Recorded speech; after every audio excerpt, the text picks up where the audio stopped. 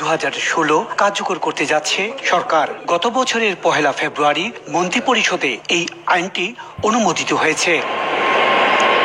প্রস্তাবিত আইনে বাংলাদেশের নাগরিকত্ব এবং দ্বৈত নাগরিকত্ব নিয়ন্ত্রণের জন্য প্রথমবারের মতো প্রণীত হতে যাচ্ছে পূর্ণাঙ্গ আইন। প্রস্তাবিত এই বিলের 6টি অধ্যায়ে 28টি ধারার মধ্যে 6 ও 7 নম্বর ধারায় প্রবাসীদের নাগরিকত্ব সীমাবদ্ধতা এবং দ্বৈত নাগরিকত্বের ক্ষেত্রে কড়াকড়ি আরোপ করা হয়েছে।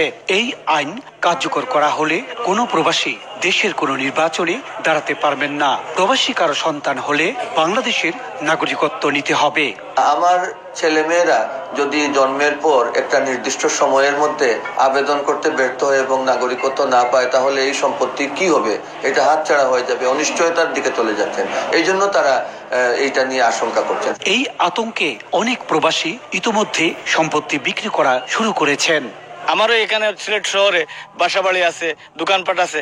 আমিও একটা আতঙ্কের মধ্যে আছি, ভবিষ্যতে যদি আমার ছেলে মেয়েরা যদি না আসতে পারে, তাহলে তো এটা দিয়ে আমি কি করব? বিরূপ প্রতিক্রিয়া দেখা দিয়েছে বৈদেশিক মুদ্রা পাঠানোর ক্ষেত্রেও। এই অবস্থার পরিপ্রেক্ষিতে যদি সিটিজেন অ্যাক্ট চালু হয়, সেই ক্ষেত্রে বিদেশিরা এটাকে কোনোভাবেই গ্রহণ করবে না এবং তারা হয়তোবা রেমিটেন্সের হার আরো কমিয়ে দিতে পারে।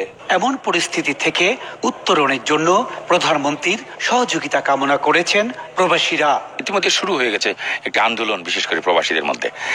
আমার মনে হয় এটা থেকে বেরিয়ে আসার একটি মাত্র পথ আছে, আমাদের মাননীয় প্রধানমন্ত্রী তিনি একমাত্র, এবং তার সংসদ যদি সুনজর দেন, তাহলে আমার মনে হয় এখনো জটিলতা থেকে প্রবাসীরা বেরিয়ে আসতে পারবে বলে আমি মনে করি। বর্তমানে নাগরিকত্ব বিষয়ক বিধিবিধান দি সিটিজেনশিপ অ্যাক্ট 1951 এবং the Bangladesh citizenship temporary provisions order 1972-কে একীভূত করে বাংলাদেশ নাগরিকত্ব আইন 2016 প্রণয়ন করা হয়েছে।